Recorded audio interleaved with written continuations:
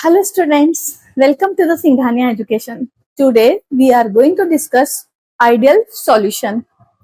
Ideal और non ideal solution दो topic है, तो हम दो टॉपिक में से आइडियल सॉल्यूशन को आज लेंगे, क्योंकि अगर मैं दोनों चीजें साथ में समझाने लगी तो वीडियो की लेंथ बहुत बड़ी हो जाएगी और मैं नहीं चाहती कि वीडियो की लेंथ बड़ी हो। तो हम पढ़ने जा रहे हैं ideal solution. This is Anjali Singhania and it's your channel Singhania education. So हम स्टार्ट करते हैं आइडियल सॉल्यूशन। आइडियल सॉल्यूशन क्या होते हैं? बुक में जो डेफिनेशन लिखी है सबसे पहले मैं वो बताती हूँ। बुक में लिखी हुई है ideal solution are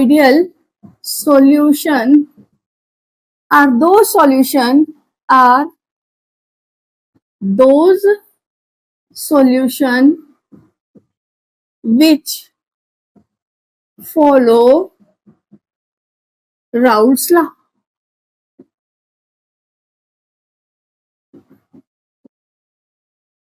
this is the definition. बच्चों से ही पूछेंगे कि आइडियल सॉल्यूशन क्या होता है, तो बच्चे यही बोलेंगे आइडियल सॉल्यूशन आर दो सॉल्यूशन विच ओबे राउल्ट्स लॉ। हम जब 11th क्लास में होते हैं तब वहां पर गैसेस स्टेट होती है या स्टेट्स ऑफ मैटर होती है, वहां पे भी आइडियल गैसेस होती है। तो आंसर क्या मिलता है? Ideal gases are those gases which follows gas law. तो गैस लॉ को फॉलो करने का मतलब क्या है? पहली बात तो ये समझना बहुत इंपॉर्टेंट है हमारे लिए। तो अब मैं समझाती हूँ आइडियल सॉल्यूशन क्या होते हैं। लेट सपोज मैंने दो लिक्विड को मिला करके एक सॉल्यूशन बनाया है। अब मुझे पता करना है कि आइडियल सॉल्यूशन है या नहीं है। इस सॉल्यूशन को मैंने एक कंटेनर में फिल कर दिया जो कि क्लोज कंटेनर है। Initially this close container is evacuated. यहाँ पे वैक्यूम था, यहाँ पे कोई वेपर प्रेजेंट नहीं थी। उस वक्त ये मैनोमीटर मैंने यहाँ पे लगा दिया। उस वक्त मैनोमीटर में मरकरी भरा होता है। ये मरकरी का जो लेवल है दोनों लिम्ब में सेम है। In both the limbs the level of mercury is same because this is the evacuated container. And जब मैंने इस कंटेनर को किसी भी टेम्परेचर पे रख दिया, लेट सपोज मैंने इसको रख दिया 298 केल्विन पर, तो क्या हुआ? नॉर्मल टेम्परेचर पर रख दिया, रूम टेम्परेचर पे, तो both the liquids start evaporated, क्योंकि वो लिक्विड क्या होते हैं? वोलेटाइल होते हैं। तो ये क्या करने लग गए? स्टार्ट करने लग गए, इवेपोरेशन इनमें होना स्टार्ट हो गया। जैसे ही इवेपोरेशन स्टार्ट होगा यहाँ पर प्रेशर इंक्रीज होने लगेगा। तो क्या होगा? मैनोमीटर का लेवल भी बढ़ने लगेगा। धीरे धीरे धीरे धीरे धीरे इस लिम्ब में मरकरी का लेवल ऊपर होने लगेगा। एक पॉइंट ऐसा आएगा जब मरकरी का लेवल क्या हो जाएगा? कांस्टेंट हो जाएगा। यहां से क्या होगा? मरकरी का लेवल नीचे आने लगेगा। तो यहां से हम क्या करेंगे? प्रेशर की वैल्यू को मेजर कर लेंगे। इस कंटेनर में कितना प्रेशर डेवलप हुआ है। अब इस कंटेनर में जो प्रेशर डेवलप हुआ है, this is due to the partial vapour pressure of the liquid A and liquid B. अगर मैं यहाँ पे लिक्विड ए और बी दो लिक्विड लेती हूँ, liquid A plus liquid B, तो यहाँ पर क्या हुआ? हमको कलेक्टिवली दोनों वेपर्स के कारण से वेपर प्रेशर मिल रहा है। तो मैं मैनोमीटर से क्या मेजर कर पा रही हूँ? मैनोमीटर से मैं केवल और केवल पी टोटल को कैलकुलेट कर पा रही हूँ। And this P total will be equals to partial pressure of A plus partial pressure of B. और ये जो टोटल प्रेशर मैंने मैनोमीटर से मेजर किया है, this pressure, this PT is the experimental value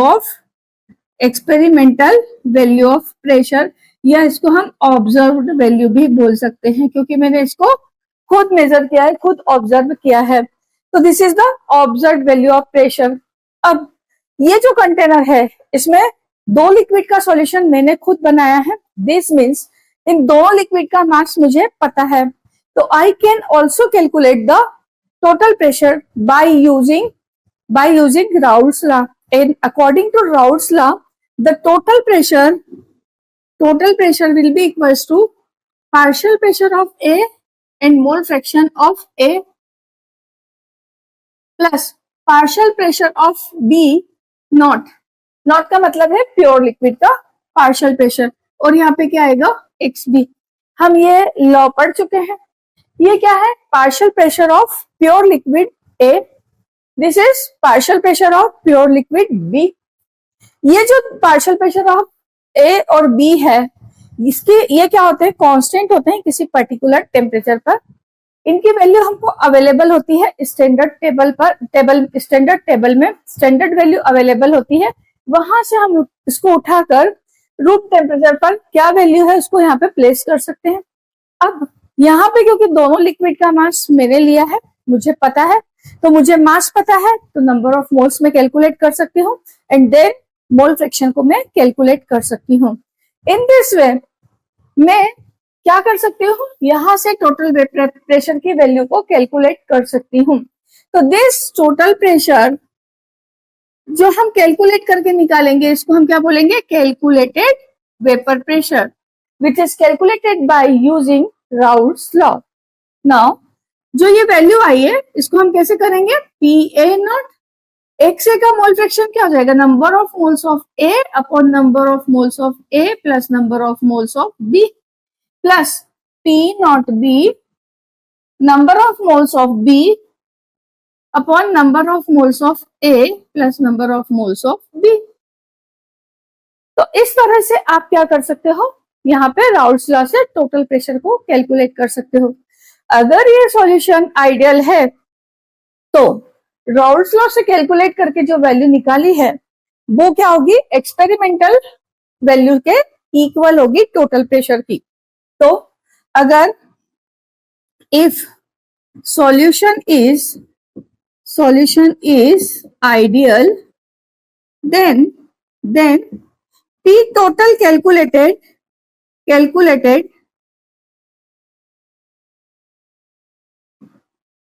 be equals to P total experimental value। अब अगर कोई भी सॉल्यूशन के लिए P total की कैलकुलेटेड वैल्यू उसके P total की एक्सपेरिमेंटल वैल्यू के इक्वल आती है तो हम कहेंगे कि सॉल्यूशन क्या है? आइडियल है। अदरवाइज हम क्या कहेंगे? कि सॉल्यूशन आइडियल नहीं है। अगर सॉल्यूशन आइडियल नहीं है तो यहाँ पर दो केस पॉसिबल है। कैसे? P टोटल कैलकुलेटेड हो सकता है ग्रेटर देन हो P टोटल एक्सपेरिमेंटल वैल्यू के, और P टोटल कैलकुलेटेड हो सकता है लेस देन हो P टोटल एक्सपेरिमेंटल वैल्यू के। These two cases we will further discuss into the next lecture, non-ideal solution। तो अभी हमारा कंसर्न क्या है? आइडियल सॉल्यूशन वो सॉल्यूशन होते हैं जिनमें P टोटल की जो कैलकुलेटेड वैल्यू होती है, जो राउल्ट्स लॉ से कैलकुलेट करके निकालते हैं, वो एक्सपेरिमेंटल वैल्यू के इक्वल होती है। खाली इतनी ही बातें आइडियल सॉल्यूशन होने के लिए सफिशिएंट नहीं है, इससे भी और आगे बातें हैं जो किताबों में लिखी जाती है। कैसे लिखी जाती है उसको मैं एक्सप्लेन भी करूंगी, पहले हम समझ लेते हैं क्या क्या लिखा होता है। पहली बात तो ये बात समझ में आ गई राउल्ट्स लॉ को किस तरह से फॉलो करते हैं। अब हम चलते हैं सेकंड पॉइंट की तरफ। जो लिखा रहता है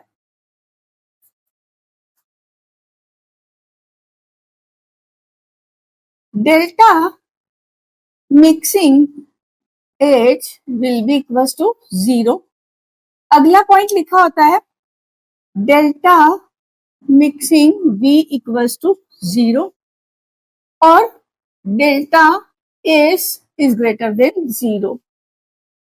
एक और क्वांटिटी रहती है delta G will be equals to negative. ये तो सभी सॉल्यूशन के लिए आइडियल हो चाहे ना हो, ये दोनों कंडीशन तो सभी सॉल्यूशन के लिए होगी। ये मैं एक्सप्लेन कर चुकी हूँ मेरे प्रीवियस लेक्चर में थर्मोडायनामिक्स ऑफ डिसोल्यूशन में। इस सब बातों को मैं एक्सप्लेन कर चुकी हूँ। बात आती है यहाँ की, इसमें बोला है delta mixing H equals to 0, delta mixing V equals to 0। ये दोनों बातें सिर्फ एक ही बात के ऊपर डिपेंड करती है। पहले हम वो बात समझ लें, उसके बाद हम इन दोनों पॉइंट को डिस्कस करेंगे। अब हम इस बात को समझने वाले हैं कि ये दो पॉइंट किस तरह से इस पॉइंट के ऊपर डिपेंड कर रहे हैं। पहली बात, ये पॉइंट है क्या? ये पॉइंट है कि मैंने यहाँ पे दो लिक्विड लिए हैं, एक लिक्विड है A, एक लिक्विड है B। अब for our sake of convenience I have taken only 2 molecule of A, 2 molecule of B. कोई भी कंपाउंड है उनके पार्टिकल्स के बीच में मॉलिक्यूलर फोर्स ऑफ अट्रैक्शन होता है, whether it is van der Waals force of attraction और इट इज डाइपोल इंटरेक्शन और it is dipole solvent interaction और whether it is hydrogen bonding. किसी भी वजह से इनके बीच में फोर्स ऑफ अट्रैक्शन होता है and this force of attraction is known as molecular force of attraction. और ये जो मॉलिक्यूलर फोर्स ऑफ अट्रैक्शन होता है वही इन कंपाउंड्स की, सारे कंपाउंड्स की स्टेट को डिसाइड करता है। तो ये लिक्विड स्टेट में है, इसका मतलब इनमें मॉलिक्यूलर फोर्स ऑफ अट्रैक्शन है लेकिन मॉडरेट है। अगर ज्यादा होता तो पार्टिकल और पास पास में आ जाते हैं और क्या हो जाता है, सॉलिड में चेंज हो जाता है कंपाउंड। तो यहाँ पे क्या है, मॉडरेट फोर्स ऑफ अट्रैक्शन है। जब मैंने इसको इसमें मिक्स किया तब क्या हुआ होगा, जो फोर्स ऑफ अट्रैक्शन है ए के बीच में और बी के बीच में वो ब्रेक डाउन हुआ होगा और पार्टिकल क्या हो गए होंगे, डिस्पर्स हुए होंगे और नया फोर्स ऑफ अट्रैक्शन डेवलप हुआ होगा बिटवीन ए एंड बी। अब मैं ऐसा नहीं बोल रही कि यहाँ पे ए और ए पार्टिकल के बीच में फोर्स ऑफ अट्रैक्शन है ही नहीं, इसमें इस ए और ए के बीच में तो है, तो कुछ फोर्स ऑफ अट्रैक्शन डेवलप हुआ ए और बी के बीच में। तो यदि ऐसा हो कि फोर्स ऑफ अट्रैक्शन, मैं इसको मॉलिक्यूलर फोर्स ऑफ अट्रैक्शन है, ये इसका पर्टिकुलर वर्ड है जिसको बुक्स में इंटरेक्शंस लिखा हुआ है लेकिन सही एक्चुअल वर्ड लिखा हो तो वहां पे मॉलिक्यूलर फोर्स ऑफ अट्रैक्शन ही लिखना चाहिए। तो मैं लिख रही हूं कि ए और ए के बीच में जो फोर्स ऑफ अट्रैक्शन है which is equals to B और बी के बीच में जो फोर्स ऑफ अट्रैक्शन है which is equals to force of attraction between A and B. अगर इन सब पार्टिकल के बीच में फोर्स ऑफ अट्रैक्शन एक जैसा है, बिल्कुल एक जैसा है, अप्रोक्सीमेटली एक जैसा है, तो क्या होगा, यहां से यहां मिक्सिंग होने पर कोई एनर्जी रिलीज नहीं होगी, कोई एनर्जी एब्जॉर्ब नहीं होगी, क्योंकि इनके फोर्स ऑफ अट्रैक्शन को तोड़ने के लिए एनर्जी रिक्वायर्ड है और इनको जब नया फोर्स ऑफ अट्रैक्शन डेवलप होगा तो एनर्जी क्या होगी, रिलीज होगी। तो जितनी एनर्जी रिलीज हो रही है उतनी ही यूज हो जा रही है बॉन्ड को ब्रेक करने के लिए। दैट इज वाई जो overall change into the enthalpy, जिसको हम एंथैल्पी बोलेंगे, वो क्या हो जाएगी, जीरो। नेट एंथैल्पी क्या हो जाएगी, जीरो। इस बात को मैं लिख करके बता देती हूँ। जैसे कि मैंने लिया एक सॉल्यूशन, एक लिक्विड ए प्लस दूसरा लिक्विड लिया बी, इसको हमने मिक्स किया और यहाँ पे सॉल्यूशन बना ए बी टाइप। तो इसकी कुछ एंथैल्पी है। एंथैल्पी क्या होती है, एंथैल्पी होती है overall energy of a system. अगर ये एक पेन है, हाउएवर ये it is non living thing, still it has its energy, इसकी एनर्जी है कुछ, तो उस जो ओवरऑल एनर्जी है उसको हम बोलते हैं एंथैल्पी ऑफ दिस पेन। तो यहाँ पर क्या हुआ, एंथैल्पी इसकी होगी, मान लिया एंथैल्पी इसकी H1 है, इसकी एंथैल्पी है H2। अगर मैं इन दोनों की इनिशियल एंथैल्पी निकालना चाहूं तो क्या होगा, एंथैल्पी इनिशियल एंथैल्पी हो जाएगी H1 प्लस H2 और बाद में जो सॉल्यूशन बना है इसकी भी कोई एंथैल्पी होगी, तो इसकी एंथैल्पी मैंने मान ली H फाइनल। अगर एंथैल्पी चेंज डेल्टा मिक्सिंग करने के बाद में H final minus H initial equals to 0 है, इसका क्या मतलब है, एंथैल्पी में चेंज क्या हुआ, 0 हुआ। मतलब क्या है, H फाइनल जितना था उतना ही H इनिशियल है। इसको मैं क्या लिख सकती हूँ, H final will be equals to H initial. तो जो भी आइडियल सॉल्यूशन होंगे उनके लिए डेल्टा H मिक्सिंग की वैल्यू क्या होगी, 0 होगी। मतलब मिक्सिंग के बाद जो फोर्स ऑफ अट्रैक्शन है पार्टिकल्स के बीच में वो इक्वल होंगे जो मिक्सिंग के पहले मॉलिक्यूलर फोर्स ऑफ अट्रैक्शन है पार्टिकल के बीच में, सेपरेटली दोनों लिक्विड के बीच में। अब यहीं से आती है बात अगली वाली, delta mixing B. Delta mixing B का क्या मतलब है, अब हमें पता है अगर हम एक इतना बड़ा पत्थर ले, एक स्टोन ले और उसी अमाउंट का हम क्या ले, कॉटन ले, तो आपको पता है पत्थर इतना होगा तो कॉटन होगा इतना सारा, सेम अमाउंट का। ये बात किसके ऊपर डिपेंड करती है? ये डिपेंड करती है कि उनकी डेंसिटी क्या है। डेंसिटी मतलब क्या कि जो पार्टिकल है कॉटन के वो दूर दूर डिस्पर्स है, दूर दूर है एक दूसरे से, उनके बीच में फोर्स ऑफ अट्रैक्शन कम है। जो स्टोन है उनके पार्टिकल के बीच में इतना ज्यादा फोर्स ऑफ अट्रैक्शन है कि सारे पार्टिकल टाइटली पैक्ड है, तो वो क्या कर रहे हैं, सेम अमाउंट कम वॉल्यूम को ऑक्यूपाई कर रहा है। तो यहाँ पर भी यही बात अप्लाई होगी। अगर मैंने ये जो सॉल्यूशन है यहाँ पे इन दोनों पार्टिकल के बीच में जो फोर्स ऑफ अट्रैक्शन है वो, इन दोनों पार्टिकल के बीच में जो फोर्स ऑफ अट्रैक्शन है वो यहाँ मिलाने के बाद में इक्वल है, तो क्या होगा, पार्टिकल ने जितना वॉल्यूम यहाँ पे ऑक्यूपाई किया है उतना ही वॉल्यूम यहाँ पे भी ऑक्यूपाई करेगा, और जब मिक्सिंग हो जाएगी तब भी वो उतना ही वॉल्यूम ऑक्यूपाई करेगा। उतना ही से मतलब क्या है, उतना ही से मतलब क्या है, मान लो मैंने ले लिया 50 ml, जरूरी थोड़ी कि मैं इक्वल अमाउंट में मिलाऊंगी, जरूरी नहीं है मैं इक्वल अमाउंट में मिलाऊंगी। मैंने यहाँ पे ले लिया 70 ml, तो इनिशियल वॉल्यूम कितना हो गया, इनिशियल वॉल्यूम हो गया 50 + 70 ml। मिक्सिंग के बाद में अगर वॉल्यूम ऐसा हो कि 120 ml आए तो इसका क्या मतलब है, वॉल्यूम में कोई भी चेंज नहीं हुआ। अब change into the volume positive है या नेगेटिव है ये हम नॉन आइडियल सॉल्यूशन में डिस्कस करेंगे, लेकिन यहाँ पे क्या हुआ, यहाँ पर वॉल्यूम में कोई चेंज नहीं हुआ क्योंकि फोर्स ऑफ अट्रैक्शन ए के पार्टिकल के बीच में बी के पार्टिकल के बीच में था वो इक्वल था, और ए बी के पार्टिकल के बीच में भी उतना ही था। दैट इज वाई जब इनको मिला दिया तो पार्टिकल में फोर्स ऑफ अट्रैक्शन बढ़ा भी नहीं, अगर बढ़ता तो क्या होता, दूर दूर हो जाते, दूर दूर हो जाते तो वॉल्यूम बढ़ जाता। अगर फोर्स ऑफ अट्रैक्शन बढ़ जाता तो क्या होता, पार्टिकल पास पास में आ जाते, तो क्या होता, वॉल्यूम कम ऑक्यूपाई करते हैं, हालांकि उतना ही अमाउंट होता। हमको यहाँ से समझ में आ गई कि डेल्टा बी मिक्सिंग क्या होना चाहिए, 0 होना चाहिए किसी भी आइडियल सॉल्यूशन के लिए। तो आइडियल सॉल्यूशन के लिए जो कंडीशन है, पहली कंडीशन क्या है, पी टोटल एक्सपेरिमेंटल और कैलकुलेट इक्वल होना चाहिए, डेल्टा मिक्सिंग एच 0 के बराबर होना चाहिए, डेल्टा मिक्सिंग भी 0 के बराबर होना चाहिए, डेल्टा एस ग्रेटर देन 0 होना चाहिए, डेल्टा जी नेगेटिव होना चाहिए। ये सारी आइडियल सॉल्यूशन की कंडीशंस हैं। और अगर ये आइडियल सॉल्यूशन है तो इनके जो पार्टिकल है बिफोर मिक्सिंग पार्टिकल के बीच में मॉलिक्यूलर फोर्स ऑफ अट्रैक्शन और मिक्सिंग के बाद molecular force of attraction same होना चाहिए। ये हमारे आइडियल सॉल्यूशन की कंडीशंस है। अब हम नेक्स्ट लेक्चर में मिलेंगे नए टॉपिक के साथ में। नया टॉपिक मतलब इसका जो नेक्स्ट टॉपिक है, नेक्स्ट टॉपिक क्या है, नॉन आइडियल सॉल्यूशन।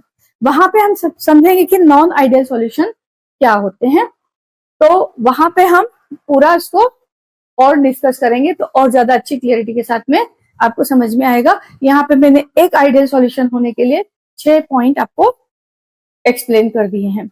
अब हम मिलते हैं नेक्स्ट लेक्चर में, तब तक के लिए bye bye. Thank you for coming to the Singhania education.